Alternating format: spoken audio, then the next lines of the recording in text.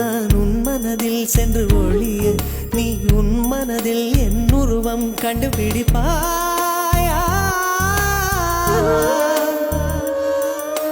பூக்களுக்குள்ளே தேனுள்ள வரையில் காதலர் வாழ்வு. பூக்களுக்குள்ளே தேனுள்ள வரையில் காதலர் வாழ்வு.